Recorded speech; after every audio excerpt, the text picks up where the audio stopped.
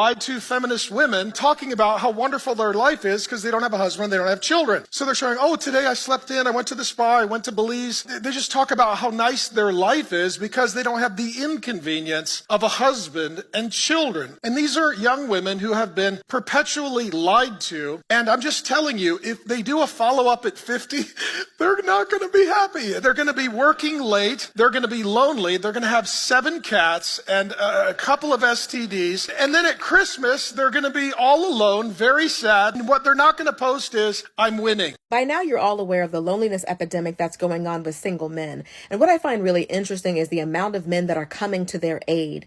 And rather than trying to encourage these men to be better catches, to encourage these men to be better partners, they'd rather try to guilt trip and shame women for not choosing them. Whether it's Tyler Perry saying, even if all he could do is pay the light bill, if he loves you, take him. And now you have this pastor. A pastor sounds like he's listening to these Manosphere podcasts. Even the pastor is saying that you're going to die alone. Even the pastor is saying that you might as well get you some cats. You didn't get that out of a Bible, pastor, but you did get it from a podcast. Why not tell these men to be better? Why not tell them to be more emotionally intelligent and to help out around the house and to be caring and thoughtful and loving and to not think that everything revolves around them?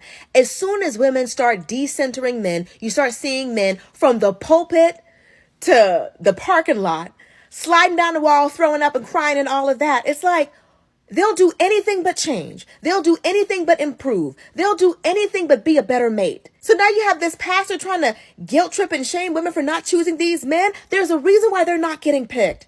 You tell women to pick better, and when we're not picking you, you get mad about it. It's because you're not better.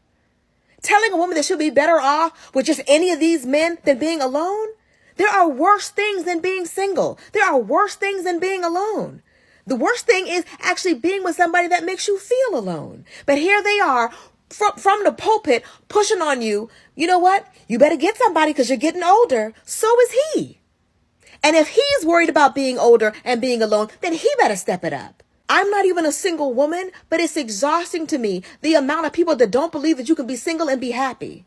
They could believe that you could be a George Clooney and a Leonardo DiCaprio. You could be a bachelor into your 30s and 40s and 50s and nobody bats an eye. I bet he's having the time of his life. But if a woman does it, oh, I'm sure she's miserable. Not every woman is built for that. Not every woman wants that.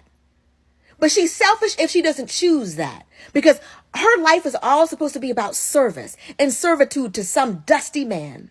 They hear you, pastor, but they're not buying it.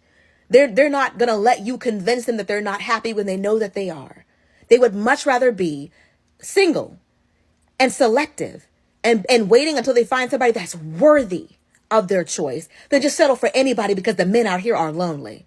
They're going to stay that way until they make themselves better choices. There's a woman on here that has 2 dogs and they are absolutely adorable.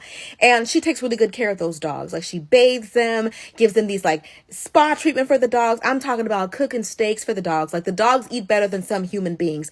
And it's just a single woman just taking care of those dogs who treats them like they're her children. The men in the comment section, the way that they are jealous of literal animals, the way that these puppies have these men, they're boxers in a bunch. It is insane. But they feel like all that effort is wasted. Like, because they want one of them to deserve all that effort. Why isn't she making a steak for one of us? Why isn't she clipping our toenails? Why isn't she like, sir?